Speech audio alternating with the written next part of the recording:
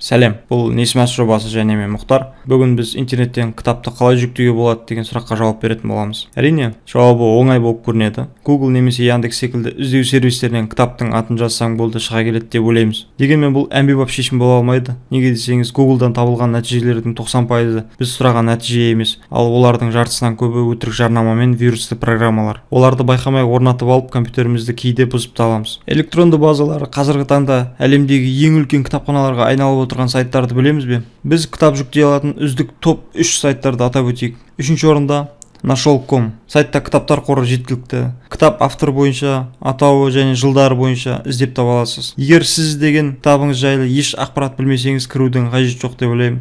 Өйткені бөлімдер бойынша кітаптарды сорттау функциясы жоқ. 2-ші орында Allen.ru сайты. Бұл сайтта математикадан орыс тіліндегі кітаптардың барлығын дерлік табуға болады. Тақырып бойынша топтастырылған, көруге, іздеуге ыңғайлы. Және 1-ші орында Gen.lib.ru.sec. Бұрын соңды естідіңіз бе жоқ па? Gen.lib, LibGen, Lib.ru.sec сөздерімен тарихта қалған сайт. Әлемдегі ең үлкен электронды кітапхана. Бұл сайт Ресейде құрылған. 2015 жылы Нидерландыдағы Elsevier баспасы авторлық құқық үшін кінәлі деп тапты. Алайда оған қолданатын заң күші жоқ болғандықтан түсініксіз аяқталды. Ұлыбританияда бұл сайтқа кіруге толық тосқауыл қойылды. 2015 жылы Нью-Йорктегі аудандық сот libgen.org домен атауын тоқтатуға шешім шығарды. Дегенмен бұл сайт әртүрлі қосымша домендермен қолданыста жүр.